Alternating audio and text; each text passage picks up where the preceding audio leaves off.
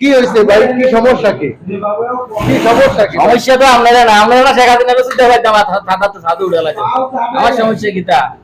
ভাই বিদেশে আছেন আপনারা, বাংলাদেশের যা ঝামেলা নিয়ে এই জায়গাতে যদি এরকম করেন কিরকম হয় বলেন?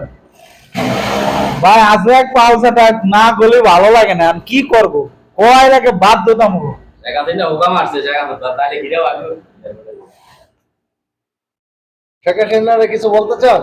আপনারা যা বলছেন এটার প্রতিক্রিয়া করতেছি আর কি। শেখ হাসিনারে যে কইরা গাবিন বানায় লাইছেন এটার প্রতিক্রিয়া করতে চাইতেছিলাম।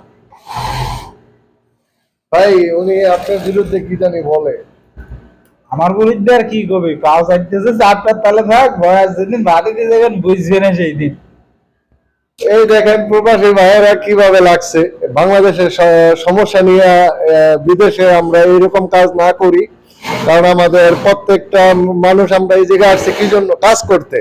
তো বাংলাদেশের সমস্যা নিয়ে যদি বাংলাদেশের অশিক্ষিত দেখতে কলম বাঙ্গালা এটা বাংলা এখন 1 লাখ টাকা ইনকাম করে মাসে। আর শিক্ষিতরা বলে বেকার থাকে। তারপর অশিক্ষিতরা প্রশ্নটা করেন, এই যে শিক্ষা নাই 1 লাখ টাকা মাসে ইনকাম করে, তাহলে শিক্ষিত মানুষ 1 লাখ টাকা কেন ইনকাম করতে পারবো না? বা বয়া বয়া যদি হ্যান্ডেল মারে আলার ভাই আলারা মুখে লাগাম দেন ভাই, লাগাম দেন। মুখে লাগাম দেন। এটা লাগাম নাই, কোনো লাগাম নাই। এলাকা কোনে জানে লাগাম থাকি কেমনে? এলাকাটা কোনে নোয়াখালী। বাংলাদেশের ঐতিহ্য নোয়াখালী বলো, গর্বের সাথে বলো।